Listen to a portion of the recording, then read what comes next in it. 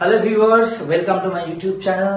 তো আজকে থেকে আমি ইংরেজি বিষয়ে যে ব্যাকরণ রয়েছে, ইংরেজি গ্রামার, এই ব্যাকরণের একদম শুরু থেকে শেষ পর্যন্ত আমি ক্লাসগুলো আমি ইউটিউবে প্রোভাইড করব। অর্থাৎ একদম শুরু থেকে একদম শেষ অবধি বলতে মাধ্যমিক এবং উচ্চ মাধ্যমিক পর্যন্ত যেসব বিষয়গুলো জানা খুব জরুরি, সেই বিষয়গুলো পর্যন্ত আমি আমার ইউটিউব চ্যানেলে প্রত্যেকটা গ্রামার আমি ডিটেলসে প্রোভাইড করব। একদম শুরু থেকে, অর্থাৎ বাচ্চারা এইখান থেকে অনেক নলেজ নিতে পারবে এবং ধীরে ধীরে আমি যখন ভিডিওগুলো দেওয়া স্টার্ট করব, তখন এর সঙ্গে সঙ্গে বড়রাও, অর্থাৎ 7, 8, 9, 10, 11 এবং 12 এই ক্লাসের ছাত্রছাত্রীরাও উপকৃত হবে। আমি সবার প্রথম ক্লাস একদম বেসিক্স সম্পর্কে আলোচনা করব। ডিয়ার ভিউয়ার্স, এমন অনেক অভিভাবক আছেন যারা ছোট বাচ্চাদেরকে ইংরেজি গ্রামারটাকে শেখাতে চান, কিন্তু অনেক ক্ষেত্রে তারা আটকে যান এবং কোথা থেকে শুরু করবেন তা বুঝতে পারছেন না। আপনারা ABCD অর্থাৎ ভাওয়েল, কনসোনেন্ট, সিলেবল এই সব বিষয়গুলোকে যখন কমপ্লিট করে নেবেন, তখন তারপরে আর্টিকেল পড়ানোর পরে আপনারা চলে আসবেন পার্ট অফ স্পিচে। পার্ট অফ স্পিচ বলতে কি বোঝায়? পার্ট অফ স্পিচ অর্থাৎ আমরা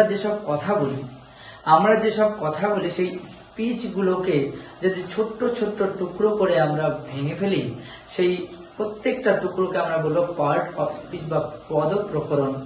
অর্থাৎ বাংলাতে যেমন পদ আছে, তেমনি ইংরেজিতে পার্ট অফ স্পিচ আছে। অর্থাৎ আমরা যে কোনো কথা বলি না কেন, যেরকম আমি বাড়ি যাই, আমি বাড়ি যাচ্ছি, I am going to my home, আমি আমার বাড়িতে যাচ্ছি। He is going to school, সেই স্কুলে যাচ্ছে। অর্থাৎ হি, ইজ, এই প্রত্যেকটা ছোট ছোট যে অংশগুলো রয়েছে, এই ছোট ছোট অংশগুলোকে বলা হয় পার্ট অফ স্পিচ। এই পার্ট অফ স্পিচ গুলোকে 8টি ভাগে ভাগ করা হয়। এই ভাগগুলো কি কি? Noun, pronoun, adjective, verb, adverb, preposition, conjunction and interjection. এই 8টি ভাগের মধ্যেও প্রত্যেকটি ভাগ প্রতিটি বাক্যে বা প্রতিটি স্পিচে আপনি পাবেন না, প্রতিটি স্পিচে পাওয়া যাবে না। অর্থাৎ প্রত্যেকটা সেন্টেন্সে আমরা প্রত্যেকটা পার্ট অফ স্পিচ পাবো।